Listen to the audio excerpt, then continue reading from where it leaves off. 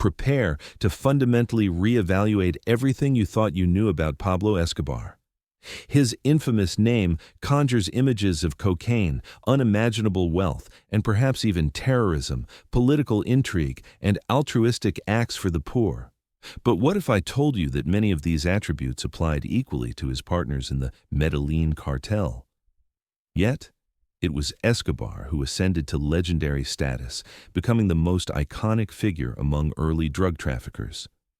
Today, we will delve into the remarkable journey of a man who rose from the impoverished neighborhoods of Medellín to become one of the wealthiest individuals on the planet, according to Forbes. We will uncover the mysteries of his life, discover why all of Colombia and elite American intelligence agencies hunted him relentlessly, and why his death continues to provoke more questions than answers. Herein lies the story of Pablo Emilio Escobar Gaviria. A life beyond the law. Pablo Emilio Escobar Gaviria was born on December 1, 1949, in the humble town of Titirabi, not far from Rio Negro, within the Antioquia province. His mother, Hamilda Gaviria, worked as a schoolteacher, while his father, Jesus Escobar, owned an inherited ranch where he maintained a herd of up to 800 cattle, primarily cows. Despite this, the Escobar family could not boast of prosperity. They lived in a modest home with just one room and a kitchen, and Hamilda often sewed clothes for her children herself, meticulously trying to save every penny. However, even this relatively stable and settled life was shattered by a series of tragic events. First, an epidemic swept through their ranch. The cows fell ill with fever and began to die en masse. Within a few days, the herd dwindled by more than 500 animals, forcing Jesus into bankruptcy and the sale of his land. Soon after, their town was engulfed in a wave of civil war between liberals and conservatives, historically known as La Violencia, which raged from 1948 to 1958. Over this decade, more than 300,000 innocent people were killed, and guerrilla squads became infamous for their horrifying brutality. They would kill victims with machetes, slit their throats, and pull their tongues out through the wound, a gruesome practice dubbed the Colombian necktie, which was merely one of the relatively innocuous executions of those years. The way victims' bodies were arranged into a macabre flower vase defies human comprehension. And on one dark, ill-fated night, this savagery reached Titirabi. Guerrillas stormed the town, dragged residents into the streets, and massacred them with machetes. The Escobar family miraculously escaped thanks to the timely arrival of the army, which forced the guerrilla squads to flee before they could penetrate their home. However, as they retreated, they set fire to the house, and the family's last possession vanished in the flames. Homeless, the Escobars moved to Medellín to stay with Pablo's aunt, who bottled sauces and packaged spices for sale in stores. Her sizable home temporarily accommodated Jesus and Hamilda's entire family.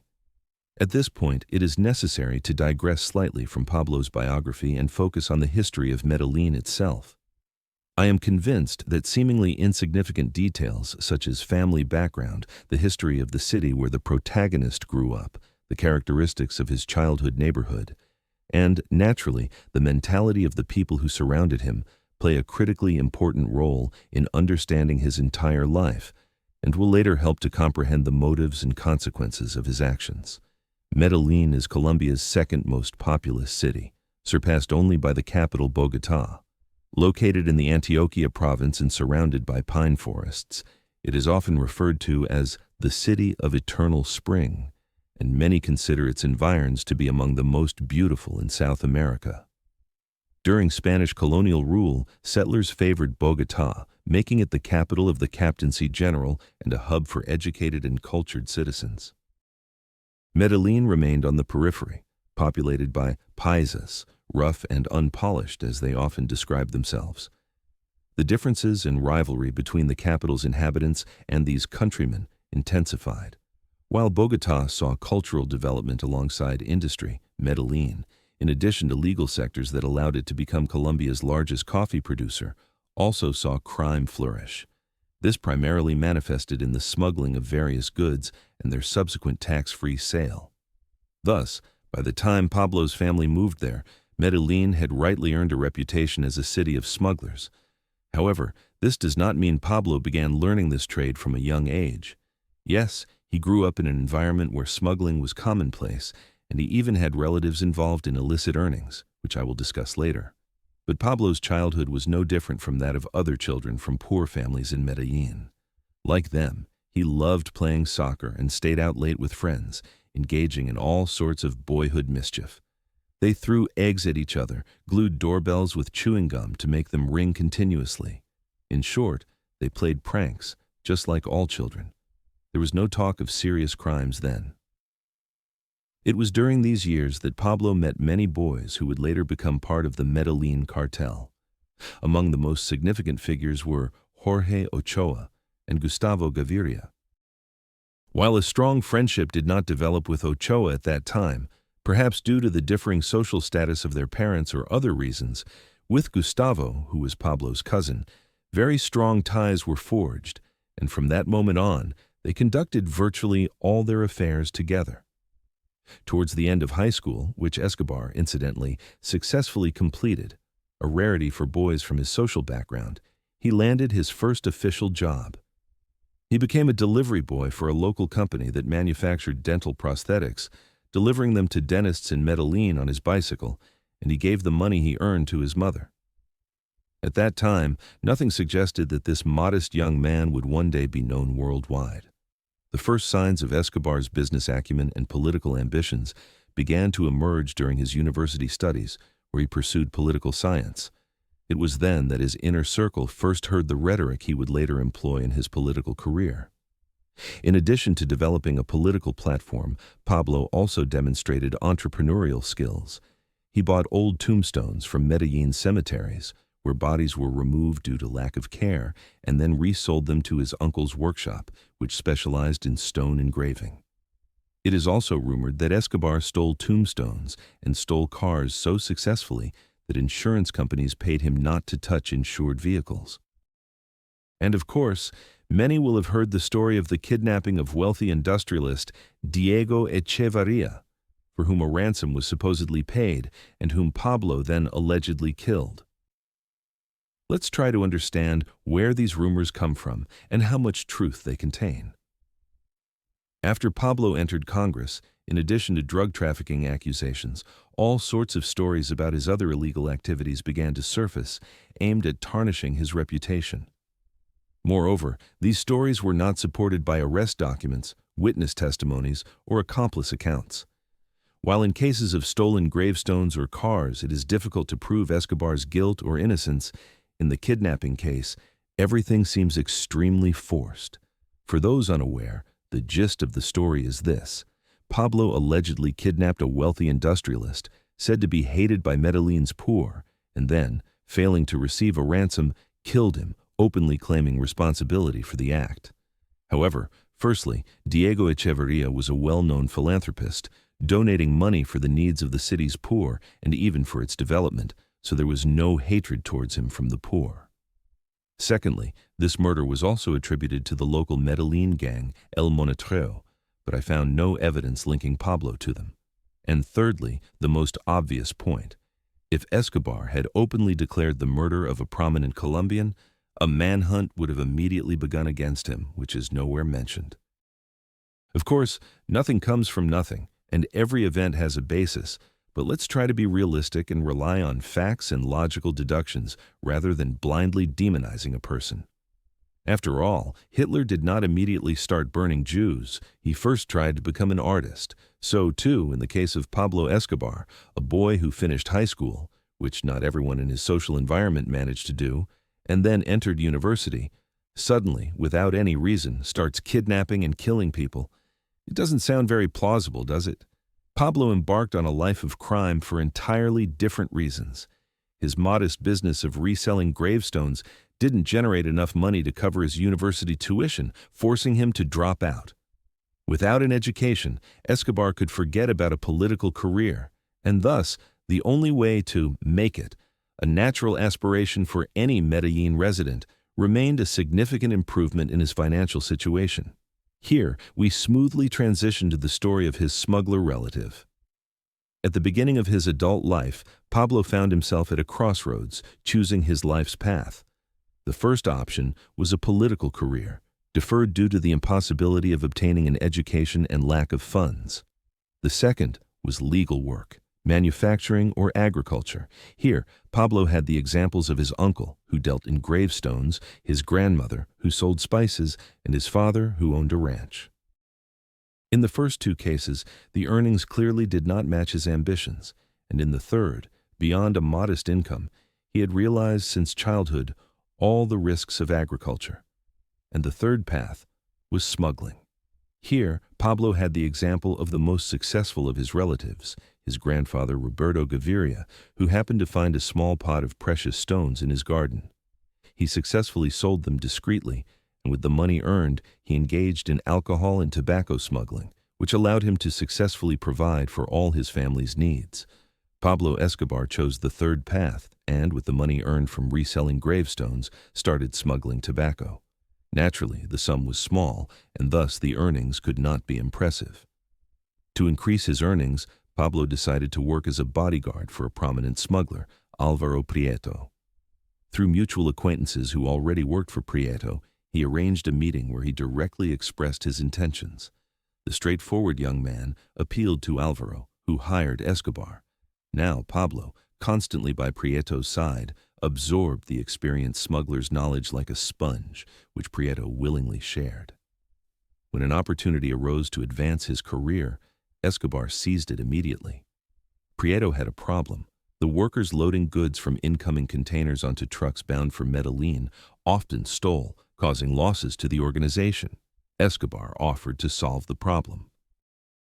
Prieto promised him 10% of the profit if the cargo arrived intact in Medellín. Pablo knew well that the previous warehouse manager paid the porters very little, and they stole to somehow feed their families. Upon arriving at the site, Escobar offered all the workers a lunch and openly declared that Prieto had promised him 10% of the profit for the complete preservation of the cargo, and he was willing to give them half of that sum if no one took anything this time.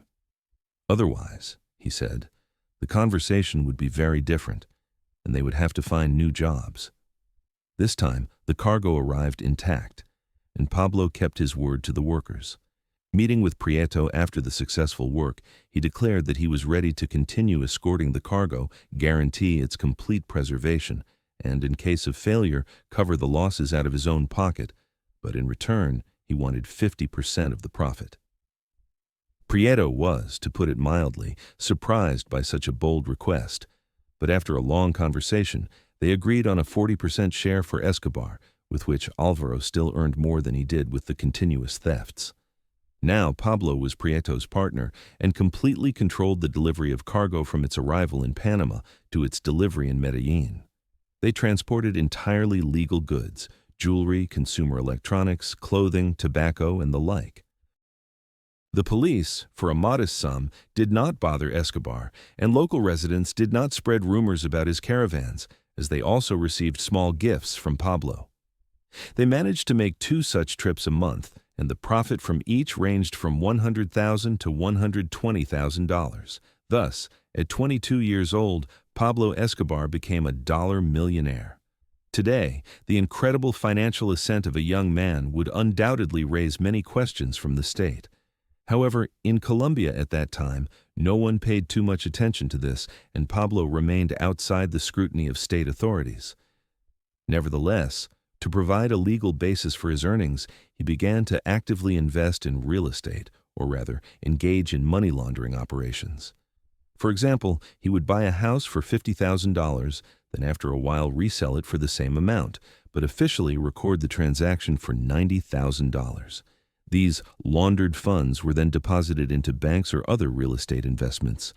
For a rainy day, Pablo kept some of the money in his own house, equipping a special safe hidden in the wall for this purpose. Escobar did not forget his family.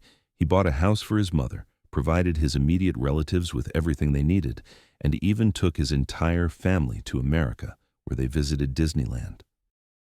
Pablo worked in smuggling for just over 3 years, but then an event occurred that largely influenced his decision to engage in cocaine trafficking. Escobar paid bribes to a police officer so that his caravans would pass undisturbed through his territory. However, that officer was transferred to another location, where he no longer received money from Escobar. To somehow compensate for his losses, he reported Pablo to his superiors, hoping for a promotion. Escobar's next caravan was completely confiscated during a police raid. Pablo lost an enormous sum of money. And so, while Escobar sat with his head in his hands, realizing the extent of the losses and the efforts needed to restore the routes, a man nicknamed Cucaracha, meaning cockroach in Spanish, appeared. He proposed to Pablo that he should get into the cocaine business. Cucaracha himself hailed from Chile. His previous partners had been killed by the police of the recently risen Augusto Pinochet, and he was now seeking new allies. It's not surprising that his choice fell on Medellín, rightly called the city of smugglers. Why he came specifically to Pablo, probably only Cucaracha could answer. However, Escobar, burdened by the problems that had befallen him and the prospects of earnings that Cucaracha had outlined, decided to accept his offer. He left with him and his brother Gustavo for Peru to purchase the first batch of cocaine paste. To transport the goods from Peru to Medellín, Pablo had to cross 3 countries, Peru, Ecuador, and Colombia. For this, he bought a Renault 4S car and hid the goods under the passenger side fender. The first trip went without incident, and 1 kilogram of cocaine paste, valued at $60, was delivered to Medellín, where a kitchen had already been prepared to transform the paste into the well-known white powder called cocaine. Thus ended the story of the Medellín boy who dreamed of making it, and began the story of Pablo Escobar, the world-famous drug trafficker. Today, probably everyone is aware that cocaine is a dangerous drug best avoided. Authorities in most countries closely monitor traffickers and severely punish its distribution. But has it always been this way? And more importantly, what was the situation when Pablo Escobar decided to enter the cocaine business? Cocaine has existed for thousands of years. South American Indians chewed coca leaves long before Europeans arrived. Only in the late 19th century did European scientists isolate that white powder, familiar to us all. Initially, it was not perceived as harmful and was even added to many products, the most famous of which is Coca-Cola. Sigmund Freud, who consumed cocaine regularly for a long time, proclaimed it a sexual stimulant, which was one of the reasons for its widespread popularity in the early 20th century. Consequently, in 1914, the first anti-drug law was passed in the United States. However, its production, even in the United States itself, remained official. Only in 1963, at the UN Assembly, was cocaine officially classified as a prohibited substance. And as we know from history, everything that is prohibited does not disappear at all, but only drastically increases in price. Cocaine was no exception. Until 1963, Chile was rightly considered the main production center. There, cocaine was produced and then shipped to the United States, and often delivery to America was entrusted to Colombians. However, the batches were small, and the white powder was purchased by people from the so-called high society in Bohemia. The market in the United States was extremely small, but even then, it allowed for significant earnings. Moreover, the Drug Enforcement Administration, DEA, at the time, paid little attention to cocaine, not considering it a serious problem. Their main headache was the import and distribution of marijuana. Consequently, by the time Pablo Escobar entered this business, the cocaine fever of the early century was already forgotten. Authorities did not fear its spread and considered it a high society drug. However, Pablo himself categorically disagreed with this situation and saw enormous opportunities to expand the American market. The first kilogram of paste he brought from Peru and transformed into powder in Colombia was sold not to the rich, but to ordinary Medellín residents. Escobar observed how people returned to him again and again for a new purchase. Why shouldn't what worked so well in Colombia work in the United States? It turned out that the problem was not a lack of demand in America, but insignificant supply. The import of the product was so paltry that cocaine simply did not reach the middle or lower classes. All that remained was to figure out how to import ever-increasing volumes of drugs into the United States. Initially, Pablo brought cocaine paste to Medellín in his Renault, where it was processed into powder. Then, a certain young man nicknamed Lion transported the cocaine to Miami in a secret jacket pocket and the cash back to Colombia. Very soon, these volumes became insufficient, so Pablo hired people who transported potatoes from Peru to Colombia and paid them to smuggle cocaine paste in a spare tire along with the potatoes. Instead of a couple of kilograms, now tens of kilograms of paste could be delivered to his laboratory. And since Lion's jacket was not expandable, new methods of transport were needed. For this, Escobar corrupted several small plane pilots who operated between Colombia and the United States. All that was required of them was to fly old airplane tires filled with cocaine to Miami, drop them at the airport. These tires were then taken away with other waste to a landfill, where one of Escobar's men, following the garbage truck, retrieved them. Such a tire could hold up to 40 kilograms of merchandise, and a plane could carry 3 or 4 tires. The increase in imported paste volumes also created the danger of his laboratory, located in a residential area of Medellín, being discovered, so Pablo moved it to the jungle. In his first year of working with cocaine, Escobar earned several times more than in his 3 years of smuggling. He bought a luxury car and a house in an elite Medellín neighborhood, paid off police officers, and was convinced that life was going exactly as planned. But then an event occurred that played a truly enormous role in Escobar's story. Although at the time, no one could have imagined how profoundly it would affect his entire destiny. Pablo's driver was a man named Gavilan, who transported potatoes in trucks that concealed Escobar's merchandise. Gavilan was not particularly shrewd, and with the money he received from his work, he immediately began purchasing many expensive items. It turned out that Gavilan's uncle worked for the DAS, the Colombian equivalent of the FBI. He was very curious as to where his not-so-clever nephew acquired all this money. Gavilan could not think of anything better than to directly disclose his entire network of earnings. Ultimately, the DAS stopped one of Pablo's trucks and ordered the driver to call his boss, as a bribe was required to continue the journey. Escobar took the call normally, as such a practice was quite common. Upon arriving at the scene, Pablo was arrested and sent to prison. In prison, Escobar spent approximately 2 months. During this time, his men on the outside contacted the judge who was to handle the case, and acquittal was only a matter of time. But, as you have probably already gathered, in Escobar's story, nothing happens without the word but. The day before the hearing, the lawyer informed Pablo that the case would not be heard in Medellín, but in Pasto, the city from which the truck had departed. The situation was compounded by the fact that the verdict would be pronounced by a military tribunal, which was extremely difficult to corrupt, especially in a city where he had virtually no connections. Pablo decided to escape from prison the very night he learned of this. Somehow, with the help of a large sum of money, he managed to find people who knew people who knew people who could help him. Ultimately, the military tribunal was replaced by an ordinary one, and the judge was bribed.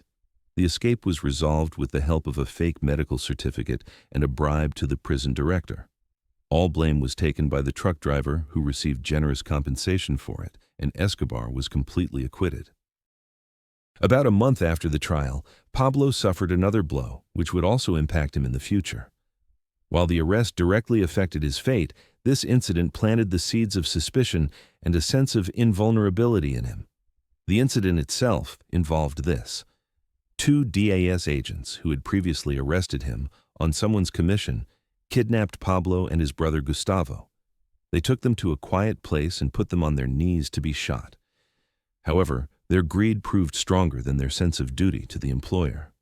Escobar managed to offer more money than had been promised for his death, and while Gustavo went to retrieve the necessary sum, Pablo, for an additional payment, also discovered the name of who had ordered them. It was none other than Cucaracha, the man who had introduced Escobar to this business. He felt that Pablo was trying to push him out of the business. Escobar, accustomed to conducting business honestly and smuggling, could not understand why a man who was earning well and was under his protection had decided to act that way. But this was no longer smuggling. It was the cocaine business, and this case clearly demonstrated to Pablo the rules of this game. Shortly thereafter, he killed both Cucaracha and the two DAS agents who had kidnapped him.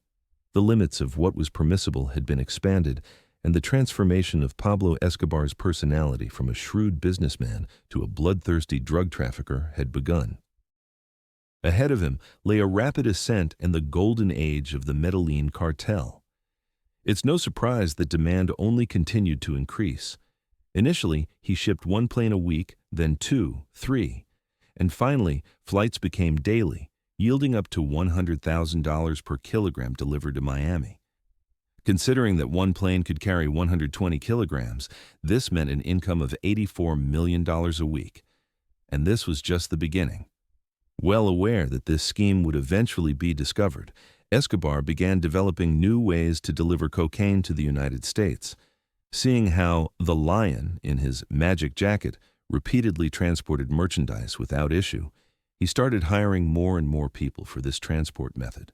Obviously, these were not ordinary people. They had to be known personally by Pablo, or someone from the organization had to vouch for them. These couriers, or mules as they were also called, transported cocaine in the most diverse ways. Some delivered it in a suitcase with a false bottom, others traveled with shoes that had a bag of cocaine sewn into the sole, and still others swallowed packages and carried them within their own bodies. Paraplegics simply sat on a packet of coke, and the blind hid it inside their canes. At first, the mules flew every other day, then every day, then several times a day, and finally, in Pablo's organization, they were dispatched at every opportunity, no longer worrying about potential discovery. The DEA was still more preoccupied with marijuana than with cocaine, and meanwhile, right under their noses in the United States, dozens of people arrived daily with cocaine, only to return to Colombia with bundles of cash. For one trip, a courier received $1,000 in paid tickets, and Pablo Escobar from $100,000 to $500,000. But besides mules with suitcases, simple suitcases full of cocaine also flew to the United States. Pablo corrupted airport workers, and they loaded bags of merchandise onto flights, and upon arrival in Miami, people from the organization simply picked them up at the airport. Obviously, rumors that a young man just over 20 years old was earning $84 million a week began to spread throughout Colombia at lightning speed.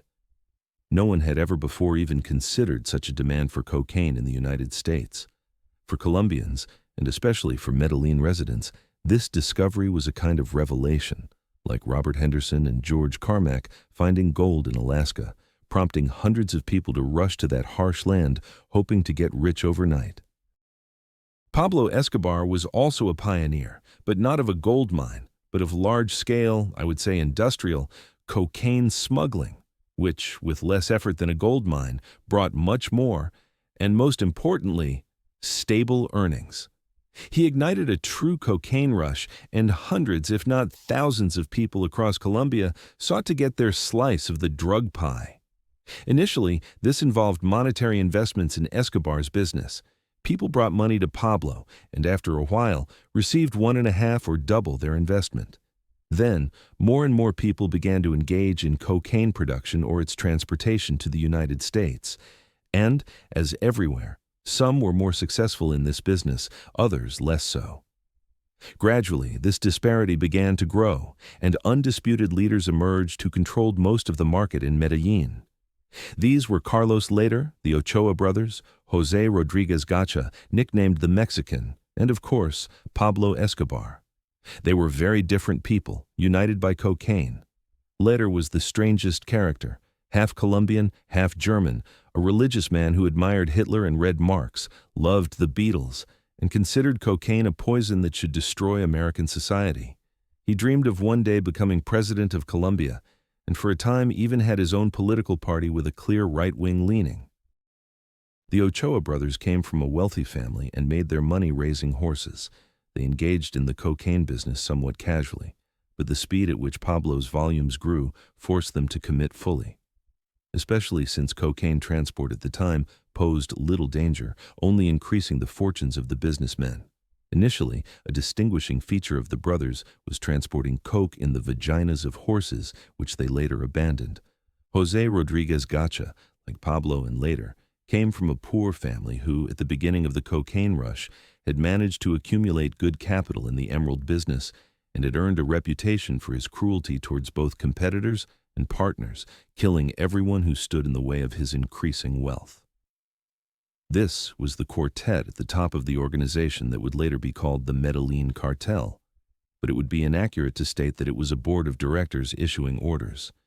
These were leaders of separate organizations, but because demand in the United States was literally inexhaustible, all the merchandise they shipped was sold. This meant it was more advantageous for them to help each other. To give you an idea of what we are talking about, here are a few examples. Later had his own island in the Bahamas, and the authorities there had been corrupted. And so that other drug traffickers did not have to buy their own islands and pay off authorities, they simply used Later's airstrip for refueling at a relatively low cost. Or Gacha had established routes through Mexico, and so that everyone did not have to chart a new route separately, everyone used the Mexicans' paths, giving him a percentage of the profit. And, naturally, everyone used Pablo's routes, who also received percentages of the profit. And since he was the first to enter this business, he controlled more routes, had more people, and more money, and was informally the leader of this entire drug trafficking cooperative. Smaller drug traffickers, on the other hand, more often engaged in production and shipped their batches along with the cartel leaders' loads, paying a percentage of the profit and obtaining a kind of insurance that in case of seizure or loss of cargo, they would be reimbursed. The turning point that definitively united the Medellín cartel was the kidnapping of the Ochoa brothers' sister, Marta, which occurred in 1981. By that time, each of the cartel leaders had already amassed colossal sums, but no one yet knew what bloody measures they were prepared to resort to. To everyone, they were simply very rich drug traffickers, and the M19 guerrilla group thought the same. They needed money to wage their war, and they found nothing better than to kidnap a relative of one of the drug traffickers and demand a ransom. Well, they won't go to the police anyway, and these drug traffickers have money to spare, the guerrillas thought. And it must be admitted that they were not wrong in either the first or the second assumption. No one did go to the police, and there really was a lot of money. They just hadn't considered the third thing. The people involved in the cocaine business, and even more so those at the top of the hierarchy, so to speak, had long grown accustomed to violence. Where such huge sums circulate, betrayal is always more frequent. And to stay at the top and prevent the organization from sinking into anarchy, this problem had to be solved quickly and harshly. They decided to act this way against the guerrillas as well. The day after Marta's kidnapping, Pablo gathered all the major drug traffickers of Medellín at his house. At the meeting, he declared that he proposed not to yield to the extortionists' demands, but to unite and retaliate. His proposal was unanimously accepted. He also took responsibility for managing the operation, and no one objected to that either. They called their union Muerte a Secuestradores, MAS, which means death to kidnappers. Immediately after the meeting concluded, Pablo activated his contacts in the police and bought all the information they had on the M19. Then, Escobar's men began combing the jungle for their camps, and with the help of corrupted police officers, they started locating their houses in the city. As soon as guerrillas were found, they were first tortured and then killed in the most brutal ways, known to Colombians since the La Violencia War. After a few weeks, the M19 leaders realized they could not win this war, and Marta Ochoa was released, and the drug traffickers understood that together they were much stronger than alone. This decision to consolidate was crucial, and by pooling their resources, they began to rapidly expand the scope of their operations. The golden age of the Medellín cartel was dawning. The concept of a golden age will appear in every biography on my channel, so it's best to clarify it to avoid misunderstandings. This concept, in my interpretation, means the following: a period in a character's biography when they reach the pinnacle of their criminal career, and at the same time, the forces opposing them are absent or cannot in any way influence the course of their criminal activities. In simple terms, they live as they please, and no one hinders them. no one needs to be taken into account. If we proceed from this definition, it turns out that the golden age of Pablo Escobar and the Medellín Cartel was not so long and took place between 1981 and 1984. Yes, some might argue that before 1981, Pablo was already earning at least $4 billion a year, but subsequent figures far exceed these $4 billion. Others will say that after 1984, Escobar's business continued to generate huge sums of money. But, forgive me, fleeing from the army and special services in the jungle and other countries in no way aligns with the concept of a golden age. Thus, it turns out that the man called the most famous, richest, and most powerful criminal in the world fully enjoyed the peak of his influence and wealth for only about 3 years.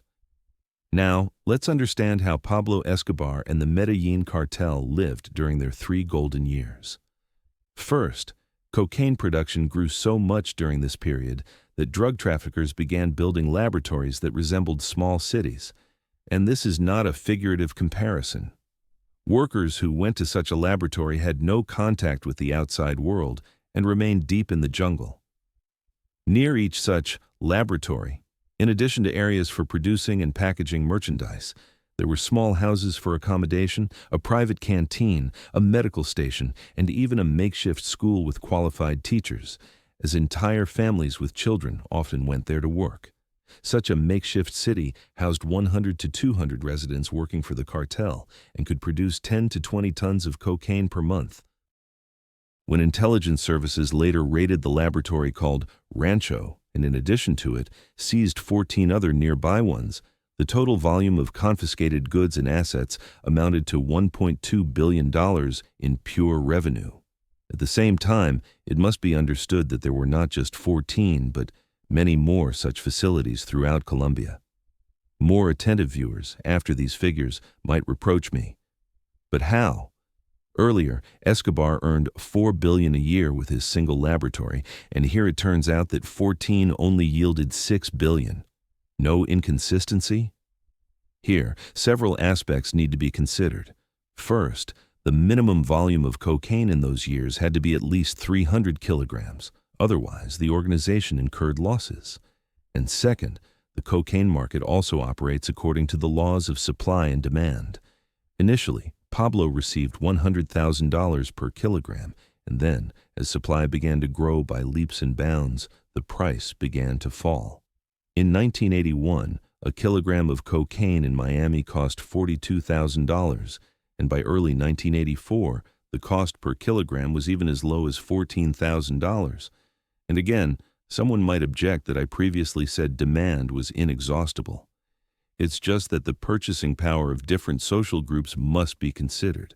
At $100,000, cocaine could be sold to the elite. Then, sooner or later, representatives of this class ran out, and to dispose of the constantly growing quantity of merchandise, prices had to be lowered, making it available first to the middle class and then to the lower class, which led to the price plummeting to $14,000. However, the price drop was not the only problem created by increased production. Now, spare tires in planes and couriers flying back and forth non-stop were no longer sufficient for transportation, and new methods had to be invented. And it must be admitted, Escobar was extremely ingenious in this and managed to hide cocaine wherever possible. He bought cheap televisions in Panama, removed all the wires and components, then filled them with cocaine to the same weight as what was removed, and shipped them on a regular cargo plane to America. Such a television could hold about 4 kilograms of merchandise. This method worked, and Pablo decided to expand on the success. He bought large industrial electrical transformers, each weighing about 3.5 tons, and did the same thing with them as he had with the televisions. Upon arrival in the USA, the cocaine was extracted and the transformers were sent back due to their malfunction. Unfortunately for Escobar, the next flight did not take place, as the workers filling the transformers were caught red-handed. Then, Pablo found another way. He transported cocaine from Colombia to Peru, and there he loaded it into crates of dried fish, one of the Peruvians' main export goods, which was delivered to the USA on large cargo ships. Up to 23 tons of coke could be transported on such a trip, but even this was not enough. So Escobar hired chemists. The first results of their efforts were the ability to change the color of cocaine, and Pablo began mixing it with cocoa, which was shipped from Ecuador to the USA. Then the chemists learned to create liquid cocaine, and it began to be mixed into everything, from expensive Chilean wine to the cheapest beer and non-alcoholic products, which were supplied from Latin America to the United States. Moreover, objects from people's clothing to wood were soaked with liquid cocaine, and the pinnacle of Escobar's chemist's creation was the ability to mix cocaine into plastic. Thus, thousands of plastic products, or plastic mixed with cocaine, which in turn no dog could sniff out, began to arrive in the USA. Then, extracted from the liquid or separated from the plastic, invariably with the help of other chemists, it took on its commercial appearance in the form of white powder. But no matter how good and sophisticated the new transport methods were, the airplane always remained the primary one. Escobar, by that time, had abandoned the old tire scheme and had decided that his own air fleet would be more practical. He started with a small Piper Cub-type aircraft, a model similar to a biplane workhorse, and ended up with a fleet that, within a couple of years, grew to 15 airplanes and 6 helicopters. The largest were the DC-3 and DC-6 cargo planes. Each of these aircraft could carry up to 1.5 tons at a time, not counting the larger DC aircraft whose cargo capacity was even greater. Pablo did not forget about himself either, purchasing a Learjet aircraft for his personal flights. Escobar's air routes passed either through Panama, Jamaica, or Letters Island in the Bahamas. Subsequently, due to problems with the aforementioned transport routes, another route was added in Mexico, where Pablo Escobar concluded an agreement with the leader of the Guadalajara cartel, Felix Gallardo. The Colombians would bring cocaine to Mexico, and the Mexicans, through their channels, would take it to the United States, receiving a certain percentage for this. Pablo's preferred route at that time was through Panama. In addition to cocaine, gold also flew to Panama, which Escobar bought cheaply from local Chaco Indians.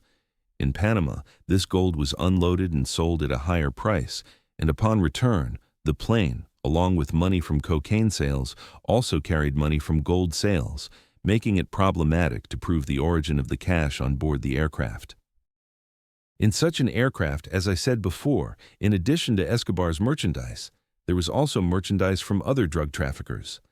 Pablo occupied no less than 50% of the total volume on each flight, but the remaining portion could contain 2, 5, or even more drug traffickers, and this meant that the cocaine of each dealer had to be somehow distinguished from that of others.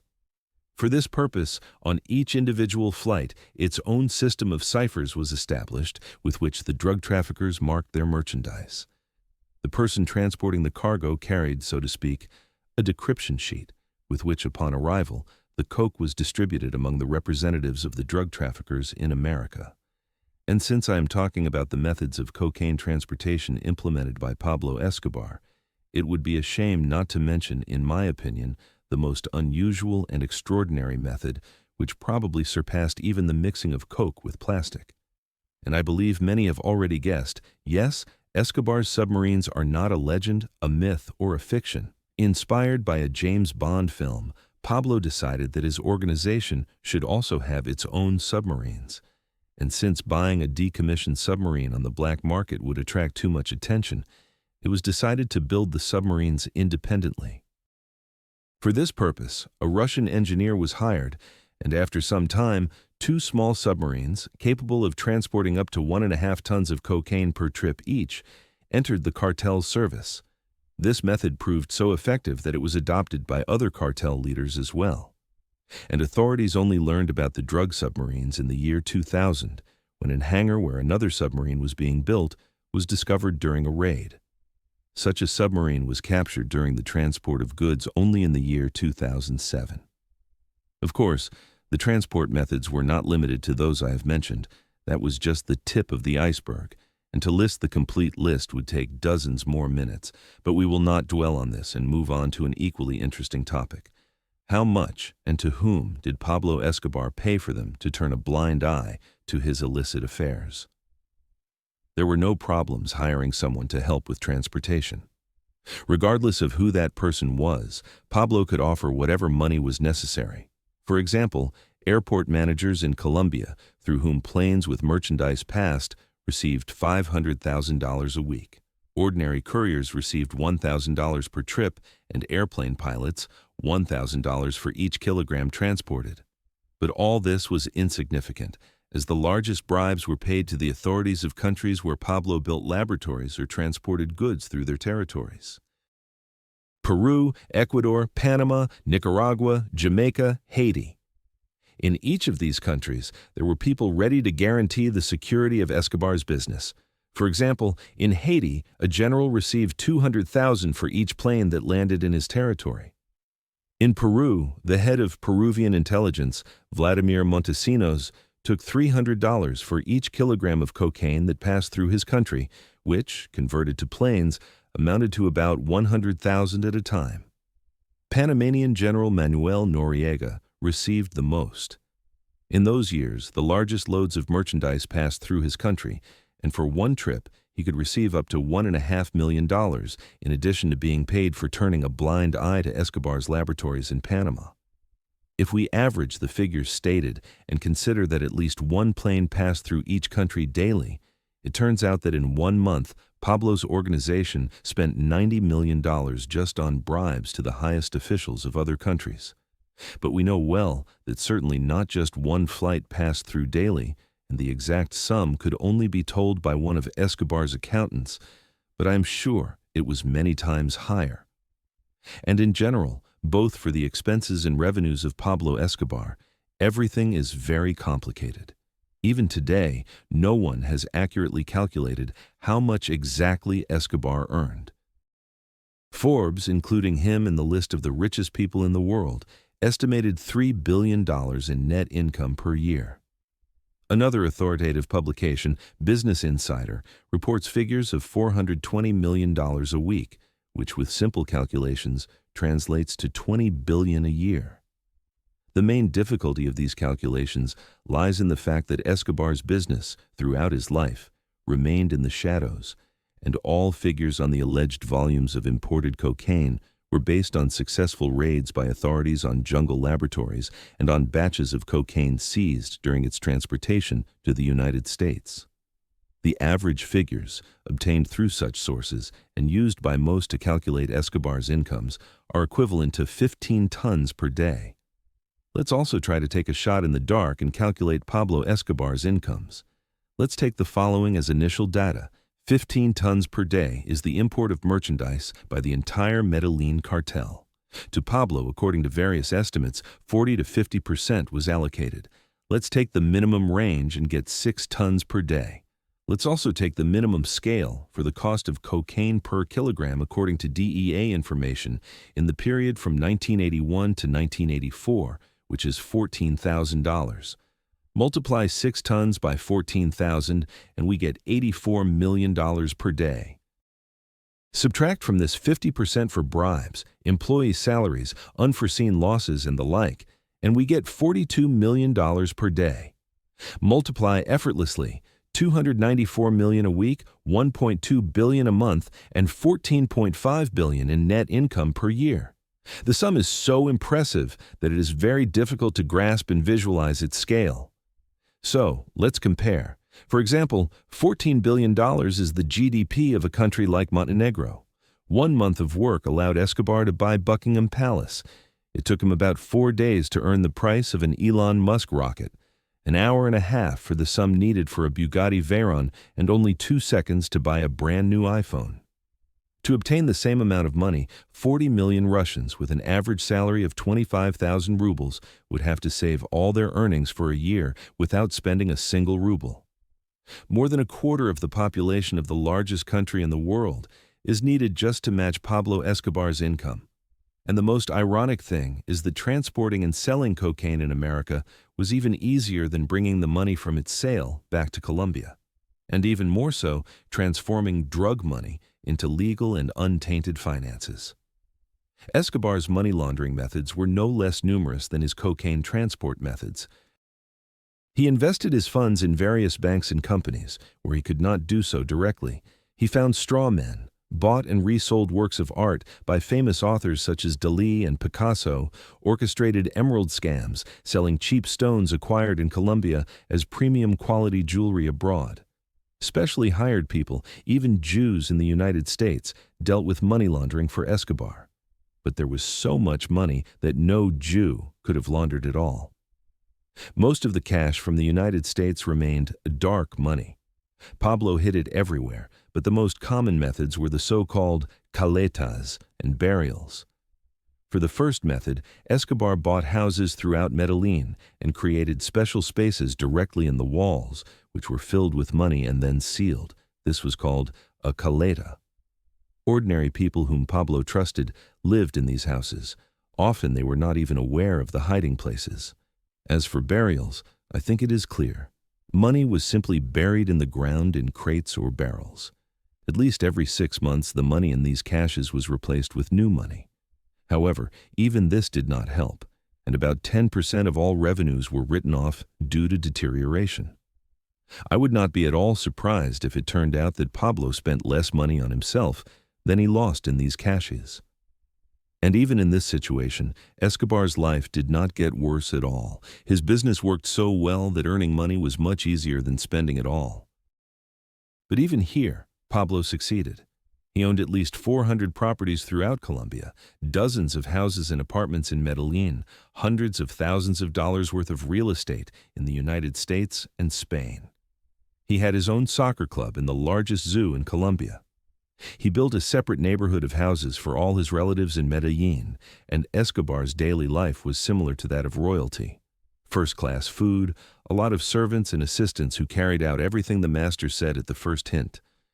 Pablo did not forget about travel. He toured all of Europe with his family and visited Hong Kong, and on his second visit to the United States, he visited the White House in Las Vegas, where, according to his brother, they met Frank Sinatra. The quintessential representation of Escobar's lifestyle was his estate called Nápoles.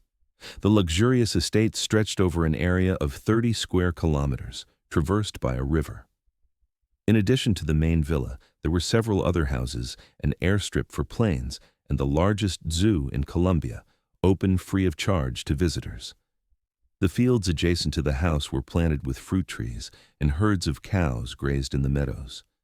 In his free moments, Escobar loved to ride through the fields with his children and wife in a silver carriage drawn by 4 horses.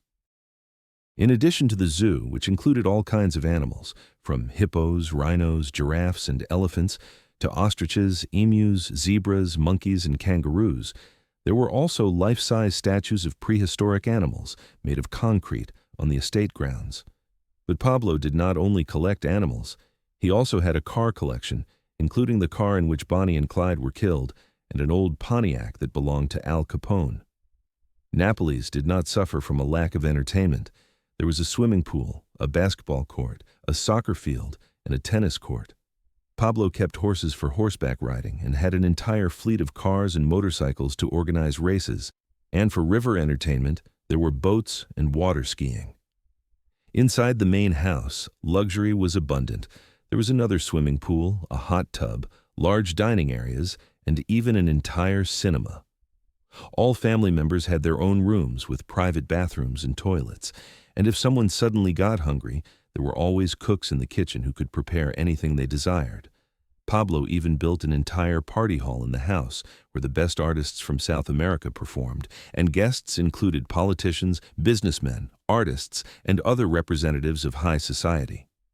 Pablo Escobar felt like a king, if not of the world, at least of Colombia. The only thing that did not give him peace was a youthful dream. He still wanted to become president of Colombia. When one first learns that Pablo Escobar was elected to the Colombian Congress, it is quite surprising, as it is now no secret what he did and how he amassed his fortune.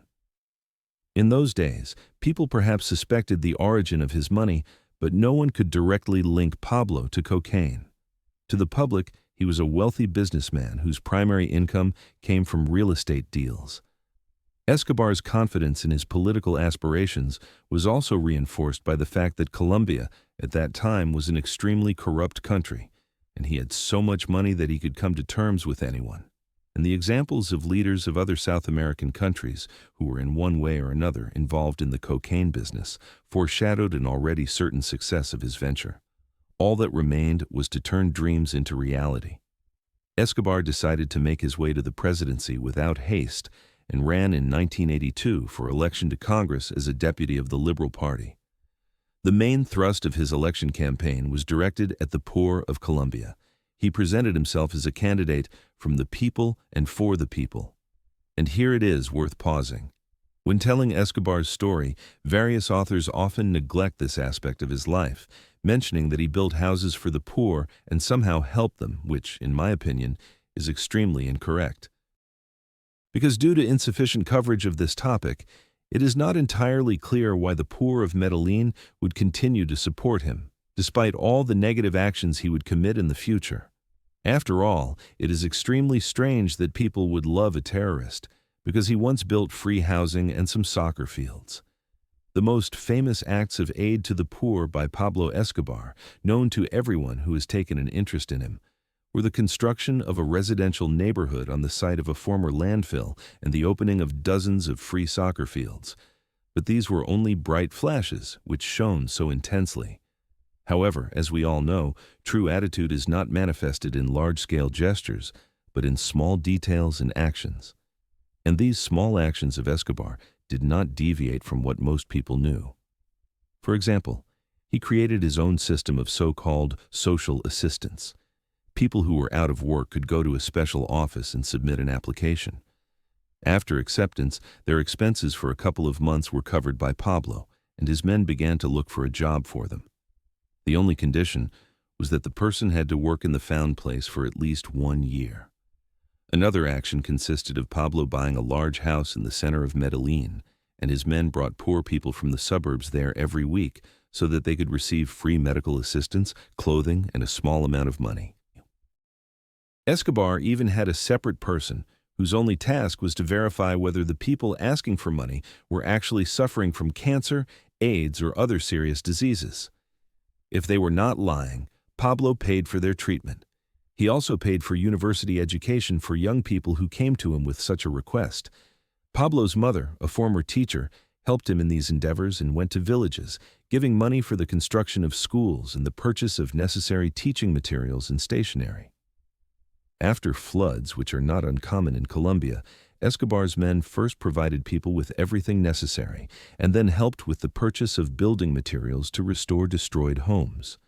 Pablo Escobar built hospitals, opened roads where there were none before, gave free medicine and shelter to the homeless, and jobs to the unemployed, and education to those who could not afford it. For the poor, he was not just a person who had built soccer fields and 400 houses. He was almost a guardian angel, performing good deeds wherever his gaze fell. It is not surprising that in the future they would forgive him all his horrible actions. Meanwhile, Pablo Escobar conducted his election campaign. He had a radio broadcast titled "Civil Rights Go Into Effect," where he told all of Colombia about his social program called Medellín Without Shanties. Over cities, Pablo had planes fly, dropping leaflets that urged people to vote for him, and his main characteristic was public appearances, where he literally captivated listeners with his speeches. And after his speech, Escobar's men would open suitcases full of money and distribute it to everyone present. But it was not his speeches and money that distinguished Pablo from other candidates, but rather his actions. If he promised something in his speech or on the radio, within a couple of days, his men were already beginning to fulfill his promises.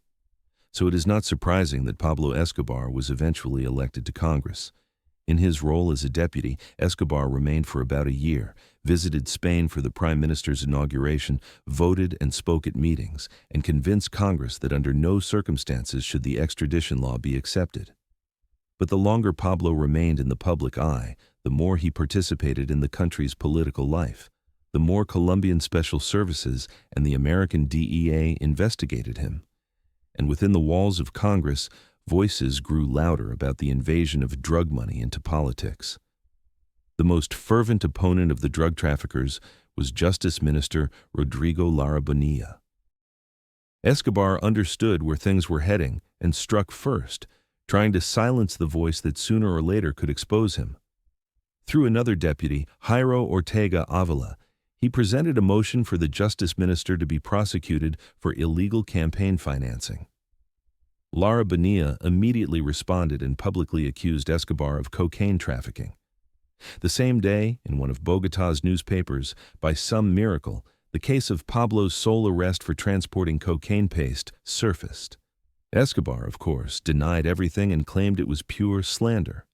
He then continued to respond to Lara Bonilla's accusations and refused to resign from his position, but, failing to receive support from the deputies and realizing that all these public discussions only further highlighted his true business, Pablo Escobar left his post, and with it, the dream of becoming president of Colombia. Lara Bonilla, however, was not appeased. He denounced another 30 deputies, ordered the revocation of flight licenses for Escobar's planes, and sought to prove that at least 6 professional soccer teams existed thanks to drug money. He attacked drug traffickers by every means and had no intention of stopping. All of this led to hundreds of death threats against Rodrigo Bonilla, and Escobar was already preparing a full-scale assassination. And here again, when one first learns that Pablo ordered the murder of the justice minister, one somehow cannot comprehend it. Some criminal challenges an entire country, preparing to kill the main figure of the executive branch, I repeat, of an entire country. But if you trace Escobar's entire path leading up to this assassination, there is nothing surprising. Imagine you are Pablo Escobar. You were born during a bloody civil war and witnessed firsthand, at a tender age, all the atrocities it brought. Then you move to a big city. The atrocities remain behind.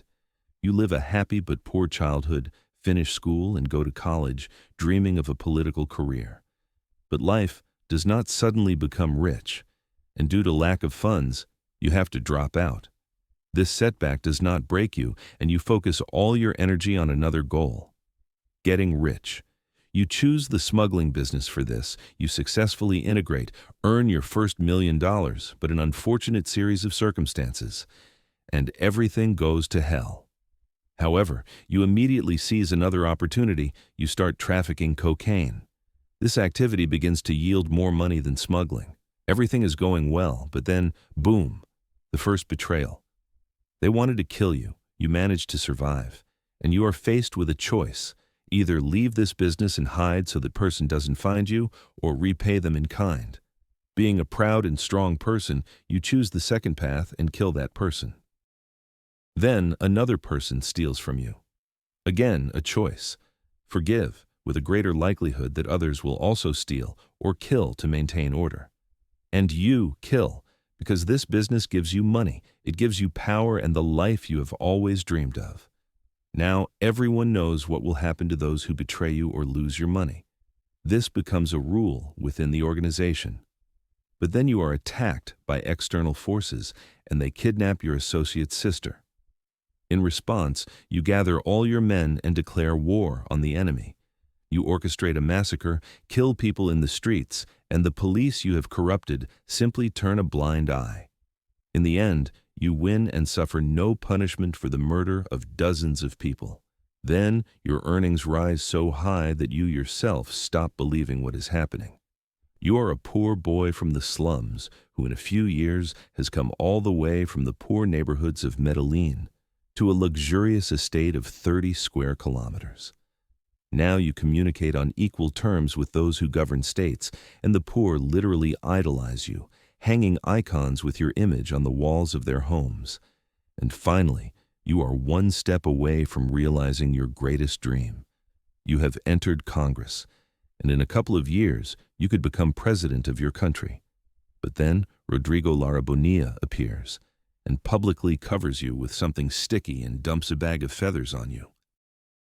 Then he kicks you so hard that you are expelled from Congress and lose forever the chance to realize your dream. This is roughly how Pablo Escobar felt when the question of his arrest arose. The man who seriously felt himself the master of Colombia was disgraced in his own eyes.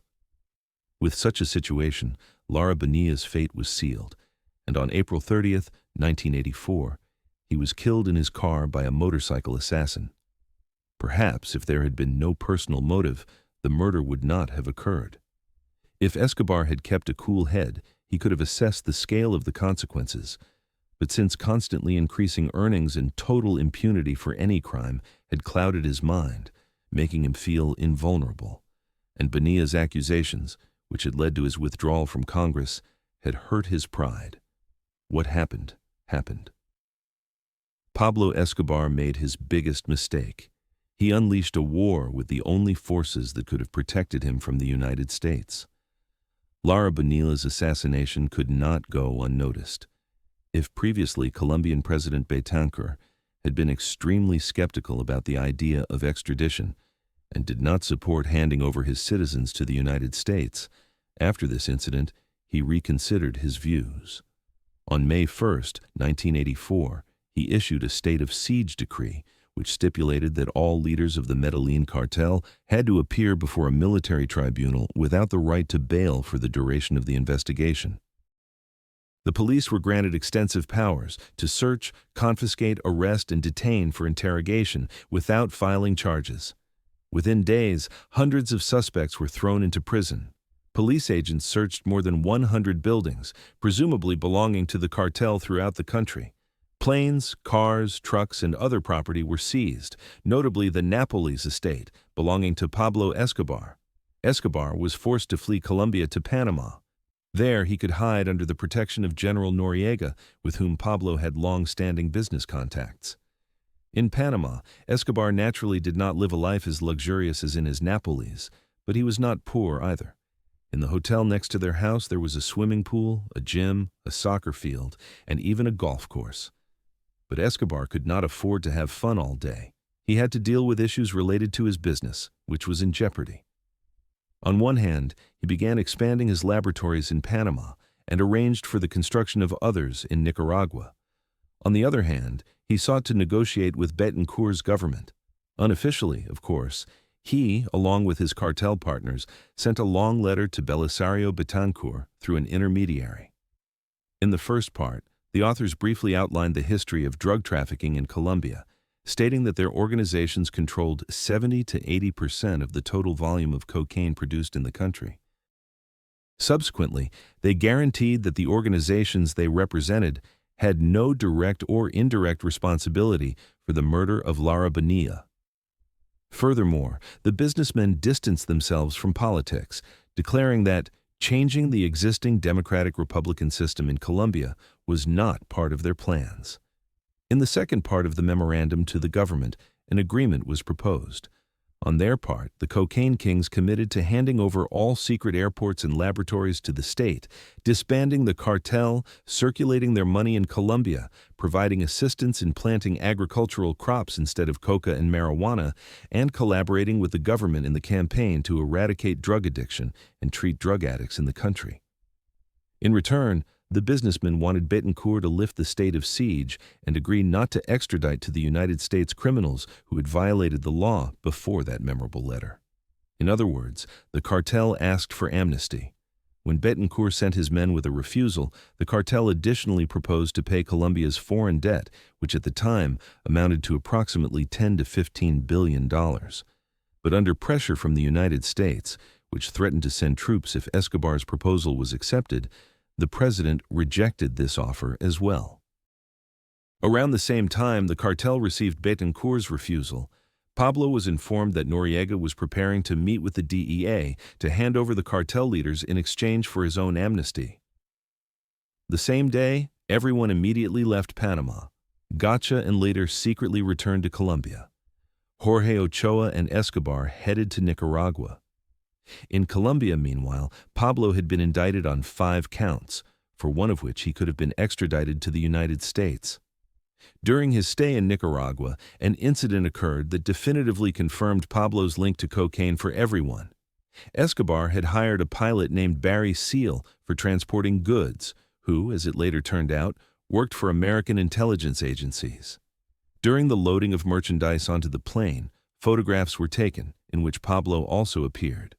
These photos were later shown on American television during a presidential speech. After 2 consecutive betrayals, Escobar decided that the only place where he could keep everything under control was Colombia.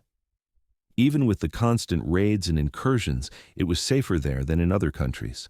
As soon as Pablo returned and settled in Medellín in a way that he would not fear a sudden police raid, he summoned all people in one way or another related to the cocaine business. There were all the major drug traffickers, businessmen, and even the owners of soccer teams. At the meeting, he proposed to them to unite to fight extradition. The owners of the soccer teams were supposed to go on strike and not play, and everyone directly involved in the business was supposed to create a united organization, something similar to their own army, which would act in concert and protect all drug traffickers from intrusions by authorities. Medellín, according to his plan, was to be divided into several zones, each of which was to be controlled by a specific group. Not everyone shared Escobar's enthusiasm, and many took time to reflect. It seemed to them that, since all the lights were on Pablo, they might not be touched. Escobar, however, had no time to wait for everyone to reflect. The same evening, after the meeting, his house was raided by the police. Pablo managed to escape, but it was another wake-up call. Upon returning from Nicaragua, he had paid a high-ranking police official for a quiet stay in the city, but the raid clearly did not fall under this concept. Now he could no longer rely on on-payroll police officers. In the future, he would only pay them for information. Constant payments had ceased from that moment. Along with those who supported him, he began to form his own security service and study methods of movement and retreat in case of unexpected raids. Since he was now wanted by all police officers in Colombia, a safe way to move around Medellín had to be found. For this purpose, dozens of taxis were purchased, in which Pablo moved from place to place in the trunks of cars. For unexpected raids, invisible hiding places were made in houses where one could hide in case of impossibility of escape. And most importantly, he needed reliable people who would become his ears, his eyes, and would protect his life and freedom 24 hours a day, 7 days a week. Even before, he had people who protected him and killed those he disliked, the bossmen. They were called sicarios. They were boys from the poor neighborhoods of Medellín. Their families struggled to find money for food and clothes, and therefore, when Escobar's men came to them and said they were willing to pay well for them to unconditionally carry out the boss's orders, they gladly accepted. If before the sicarios were a kind of cartel police who killed people who betrayed drug traffickers, now they resembled more of a private army. The entire city was divided into 4 parts, in each of which were located the so-called sicario offices. These were bars, billiard halls, and other places where men usually gathered. In such offices were Escobar's assault groups, composed of older boys. Younger boys, on the other hand, served as eyes and ears. They were on the street and reported all police movements via radio. Escobar interpreted the introduction of extradition as a declaration of war and deployed his guerrilla network throughout Medellín. He openly made it clear to the authorities that he preferred to die in Colombia rather than end up in an American prison.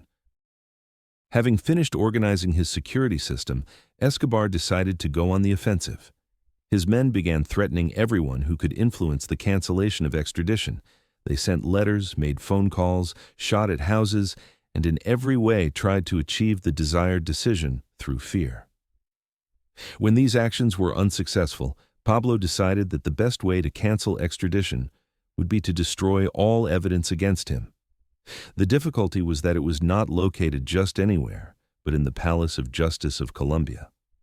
For this purpose, he contacted the leaders of the M19 guerrillas, who after Marta Ochoa's kidnapping and clashes with the cartel, had now become Escobar's allies and even helped protect his laboratories in the jungle.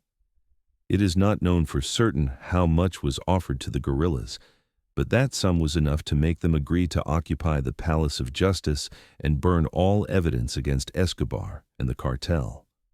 On November 6th, from the moment the palace opened, the guerrillas began to fill it disguised as normal visitors, and around noon, an assault group arrived, stormed the building, and occupied it, killing the guards. They had brought various types of weapons, from pistols to machine guns. In total, there were so many attackers that they could control every entrance and all corridors. In addition to the guerrillas, there were about 50 to 300 hostages in the palace, including members of the Supreme Court. The attackers' official demand was that the country's president come to the building to negotiate. Some authors claim that this demand was made to force Betancourt into an open discussion about canceling extradition, but either way, there were no negotiations. Instead, the military surrounded the building, and even tanks and planes were used. On the first day, the soldiers conducted the siege, trying to flush out the attackers with few casualties. Towards evening, they managed to enter the building, but the guerrillas did not intend to surrender. Instead, they set fire to the archives containing evidence against the cartel and continued to fight with the soldiers. Troops managed to regain control of the building only after noon the next day. Approximately 100 people died in the clashes, including members of the Constitutional Chamber and members of the Supreme Court. With this action, Pablo Escobar demonstrated to everyone that he would stop at nothing in his fight against extradition. If they were unwilling to peacefully accept his demands, he would force them to do so.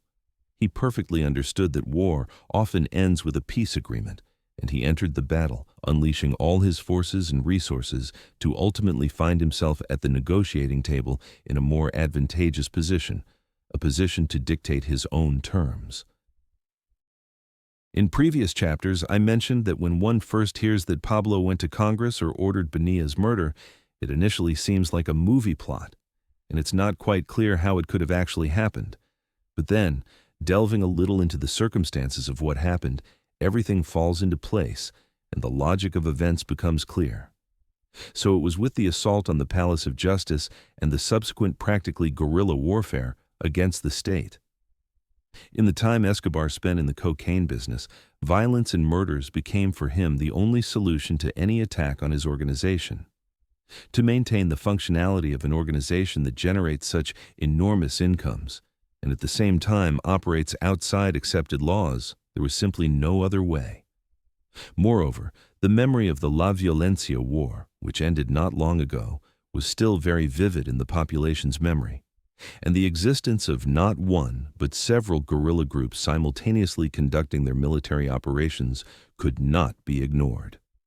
It follows that violence in those times was everywhere. It surrounded Pablo and his business. Not long ago it had swept across all of Colombia in the form of civil war.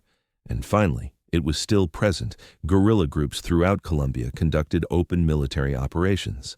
That is, the assault on the Palace of Justice and Escobar's subsequent open confrontation with the government did not seem like something that appeared out of nowhere. It wasn't that everything was quiet and peaceful, and then Pablo, out of nowhere, carried out a raid on the country's main judicial body. People fought with authorities even before him and parallel to him and after him. Another matter is that he had more money than any guerrilla group in Colombia, and therefore the blow he could inflict was several orders of magnitude stronger. However, the echoes of these blows which Escobar inflicted on the authorities, and especially the strongest at that time in the form of the capture of the Palace of Justice, also reached his organization. Those Medellín Cartel associates who were against the war with extradition after the Palace of Justice incident even began to abandon the cocaine business, believing that this business was becoming too dangerous. And even at the top of the cartel, things were not going smoothly. Letter at that time was practically in the crosshairs and was number one among drug traffickers subject to extradition. Gacha had lost more than half of his capital during a police raid on Rancho. Jorge Ochoa was in a Spanish prison and was waiting to find out where he would be sent, to Colombia or the United States. It could be said that the Medellín Cartel was beginning to crumble. Escobar also had difficulties in business, but among all the cartel leaders, he was the one who stood most firmly on the ground. Yes, his shipments through Panama, Jamaica, and the Bahamas were more and more often intercepted by the DEA. But he had found new routes and had begun transporting cocaine through Mexico. It can be said that his war with the government, although it had introduced new complications, generally had practically no effect on the course of business. The only thing that had changed was Pablo's daily lifestyle. There was no longer the luxurious Napoli's estate, no longer the possibility of moving around the street or going to public places without fear. Although ordinary residents were still on his side and did not think of handing him over to the police, public outings had to be well prepared. By day, as I've already said, he moved in the trunk of a car, and if Pablo wanted to visit a restaurant or a nightclub at night, Cartel men were first sent there, and more often women. They had to stay there for a while, make sure there were no police in the establishment, and only then would the driver bring Pablo there. When Escobar appeared in the club, the owners were immediately informed, and they, in turn, warned security that any suspicious person trying to enter the establishment had to be immediately reported to Pablo's security. Thanks to these and other precautionary measures and the loyalty of Medellin's inhabitants, Escobar was like a ghost whose presence the police sensed but could not see and capture. After the Palace of Justice takeover, during which evidence against Escobar was destroyed, he continued to escalate pressure on the authorities as the primary objective had not yet been achieved. Extradition remained a threat. Yes, there had been a brief period when rendition was suspended, but everyone understood this was due to bureaucratic delays, and the return of extradition was only a matter of time. And the mere fact of extradition's cancellation meant nothing. Pablo needed a peace treaty on his terms. Therefore, Escobar's sicarios literally began threatening everyone who had dared, in one way or another, to oppose the cartel or support extradition. If threats didn't work, people were killed. Politicians, judges, police officers, journalists, everyone became a target. This is what one of the judges, who resigned after numerous threats, said. A year ago, every lawyer dreamed of a judge's position, and now everyone is hiding, just to avoid being offered a post. To help you understand the scale of this terror, in 1988 alone, 3,500 murders were recorded in Medellin, 80% of which involved firearms. This equates to roughly one murder every 2 hours. Most of the murders involved police officers, while judges and politicians were killed for some of their decisions or statements, and journalists for their articles. Police officers, if one can put it that way, were losing their lives en masse. And it all began when first President Betancourt gave extensive powers to the police to search premises and arrest people allegedly linked to the cartel, and then his successor, President Barco, placed a $10 million bounty on Pablo's head, prompting dishonest law enforcement officers to take advantage. They would burst into the homes of those allegedly linked to the cartel and during the search could beat the owner and steal desired items from the house. It even got to the point where a portrait of Pablo hanging on the wall could already serve as a reason for a search or arrest. And if the link to the cartel was more than obvious, the person would be kidnapped and tortured to learn Escobar's location. Initially, Pablo's responses to these actions were not particularly pronounced. The sicarios killed police officers in casual clashes with them and nothing more. The detonator for open confrontation was the torture and subsequent murders of Pablo's cousin, Hernan Gaviria, and his trusted man, Diego Mapo. After the incident, Escobar announced that he would pay anyone who killed a police officer. For the lowest rank and position, he promised no less than $1,500. The murders of law enforcement officers turned into a true bloody business for the poor of Medellin, and the bodies of police officers began appearing on the streets almost daily. The problem was that honest police officers who had nothing to do with the rampant violence were also being killed. Throughout 1986, despite the constant and palpable terror, Pablo Escobar spent most of his time in and around Medellin. His well-oiled guerrilla system and the loyalty of the population allowed him to always be one step ahead of the police. But each month, the situation grew increasingly tense, and the authorities' patience was wearing thin. The turning point was the murder of Guillermo Cano Izaza, editor-in-chief of the El Espectador newspaper, who had originally published the materials about Escobar's first arrest and had continued to denounce drug traffickers ever since. By then, society was at its breaking point, and Cano Izaza's murder provoked a wave of indignation no less than Lara Bonilla's death. President Barco, much like President Betancourt before him, issued a series of decrees that imposed a state of siege across the country. The police were once again granted unlimited powers, which meant that, even with all precautions, remaining in Medellin was impossible. Pablo Escobar said goodbye to his family and went on the run, remaining a fugitive until his surrender to authorities in 1991. The only constant in Escobar's flight was the changing of locations. He never stayed long in the same house or hideout. Everything else constantly changed. Now he lived in one of his luxurious villas scattered throughout Colombia. Now he squeezed into a small house that accommodated his men.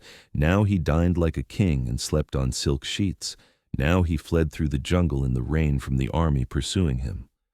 I will not detail all the events that befell Escobar then, but instead, I propose you listen to the stories of his brother, Roberto Gaviria, from the book My Brother Pablo, which best illustrate how Escobar lived before La Catedral. Most of the time we lived on Pablo's farms, more rarely deep in the jungle. Only the closest friends knew our whereabouts. When Pablo had to see someone, a lawyer, a politician, or a friend, that person was brought to him blindfolded. Not even our mother knew where we were. Security was always paramount. Pablo always bought farms on the roads, many miles from our house, and had people live there. If necessary, he built houses for them. When enemy forces passed by day or night, we were immediately notified so that we could prepare to leave. One of the radio transmitters Pablo had distributed to our neighbors rang around 6 o'clock in the morning. It was one of the inhabitants of the neighboring farm named Jose Posada. He shouted into the radio, "The police are here! We've seen trucks and heard helicopters! Run!" A few seconds later, we really heard helicopters approaching.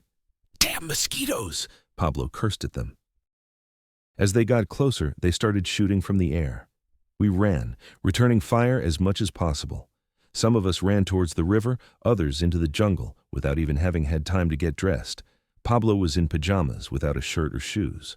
Fortunately, Pablo had planted some thorny trees and shrubs because of which the helicopters could not land, but continued to shoot at us from the air. Bullets hit the ground and trees and whizzed overhead. I then ran faster than I had ever run in training. After 30 days of walking, some of us were severely nauseated with coughs and fever. My own fever was very high, and I didn't know where I was. They took me to the hospital under a false name. I remained unconscious for 3 days. They gave me cold showers to cool me down. Sometimes I woke up screaming, asking to see Pablo. Fortunately, no one knew that the Pablo I was calling for was the most wanted man in the world. Pablo was also sick, but he stayed at the farm to ensure security. He hired a gang from Medellín to protect the people while they recovered. There were so many feelings about being cut off from the rest of the world and powerless to change our situation. We received news from television or during phone calls with our families. Our relatives would read us newspapers, which sometimes reported where, according to the government, we were staying or where they were looking for us. Every day, every minute, our lives hung by a thread. Every time we heard a plane approaching, we stopped and waited. We lived our lives, ready to leave immediately. One night I will never forget for my entire life. It was December 1st, 1990, Pablo's birthday. We were living in a beautiful house, and the bodyguards with us were Otto and El Gordo. It was nice to calm down after everything we had been through.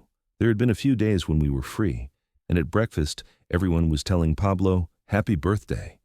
He was happy that day, feeling confident that the government would soon be ready to conclude a deal. At breakfast, he said, "Tonight I'm throwing a party and I'm inviting an orchestra. I want live music." Of course, I thought he was joking. Bringing musicians into the house would have been impossible. As soon as they left, the first thing they would do would be to call the police to claim the reward. The police were not interested in putting us in prison. They wanted us to die. I was worried. With all due respect, I asked, "How will you bring that group?"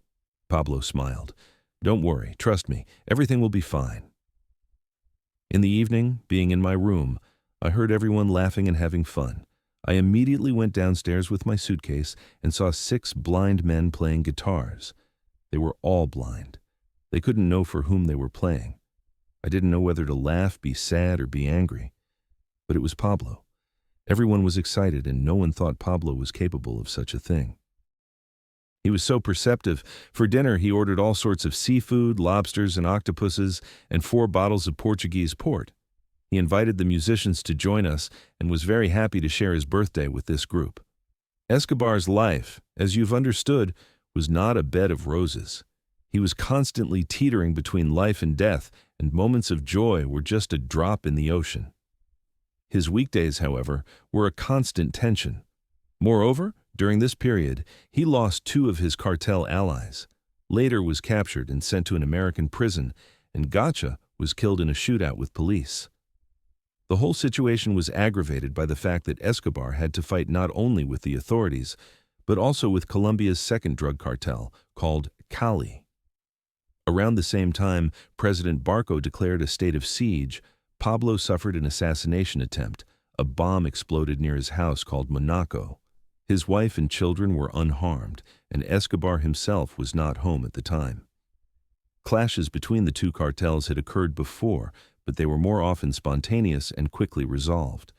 The assassination attempt on the boss was a first, and so the men of Pablo's organization initially suspected the police. But Escobar was convinced it was the work of the gentlemen of Cali. They had long struggled with him for spheres of influence in New York, and, seeing that the Medellín cartel was surrounded on all sides, decided that this was the right time to strike. Soon, Pablo's theory was confirmed. His men found who had made the bomb that exploded near Monaco.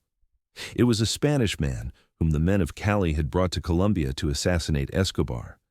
This man had been in prison in Spain with one of Pablo's men. This man contacted him and invited him to a meeting with Escobar. At the meeting, Pablo asked if he wanted to deal with cocaine transport to Spain, and when he agreed, said that he was willing to provide him with the first batch for free, but in return, he had to teach Escobar's men how to make bombs. The man practically had no choice. Pablo confirmed to him that his first bomb in Colombia had been directed against Escobar's family. Obviously, he agreed to teach the cartel's men. In addition to the Spanish bomb maker, the cartel's men were also trained by British and Israeli mercenaries who taught the sicarios the subtleties of combat operations.